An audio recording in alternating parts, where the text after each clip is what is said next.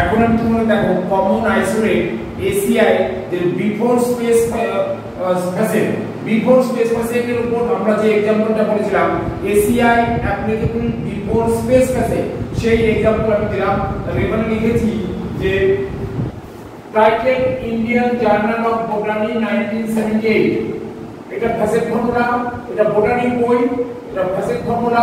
এখানে class number analysis কি botany main class এর মেন ক্লাস ফ্যাসেট ফর্মুলা থেকে আমরা পেয়েছি ক্যাপিটাল আই, জার্নাল হচ্ছে এসিআই থেকে আমরা পেয়েছি এম এবং ইন্ডিয়া হচ্ছে পি। এই ফ্যাসেট ফর্মুলায় পি আমরা নাম্বার পেয়েছি 44।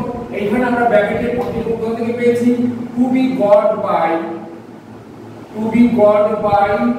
জিডি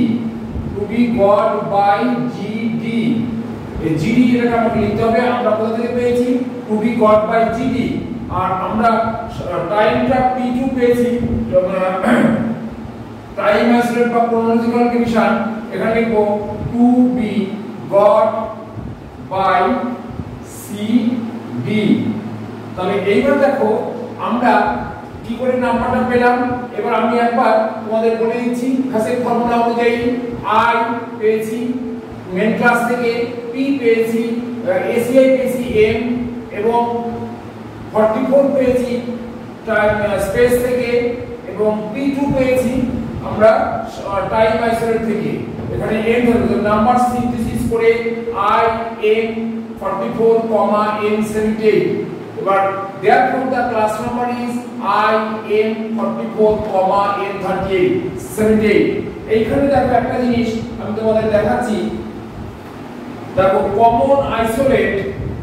কমন আইসোলেটে এখানে প্রথমে যে ভাগটা দেয়া আছে কমন আইসোলেট এসিআই, এরপরে এসিআই এর তিনটে ভাগ এখানে পরপর দেয়া আছে before space facet, after space facet, before time facet. এই যে তিনটে ভাগ এখানে পরপর দেয়া আছে। এইখানে দেখো পিরিয়ডিক্যালস মানে জার্নাল এর নাম্বার দেয়া আছে এম। তো এর পাশে ফ্যাসেট ফর্মুলা দেয়া আছে। ফ্যাসেট ফর্মুলা MP, P2 এই ফ্যাসেট ফর্মুলা অনুযায়ী এইখানে আমরা স্পেসের পরে কমা দিয়ে টাইম লিখেছি। টাইম মানে এখানে টাইম p2 হয়েছে, p2 এর জন্য আমাকে এখানে কমা বসলো, ইনভার্টেড কমা বসেনি। একমাত্র কমন আইসোলেটেড ফ্যাসেট ফর্মুলা থেকে আমরা নাম্বারটা তৈরি করতে হয়েছে।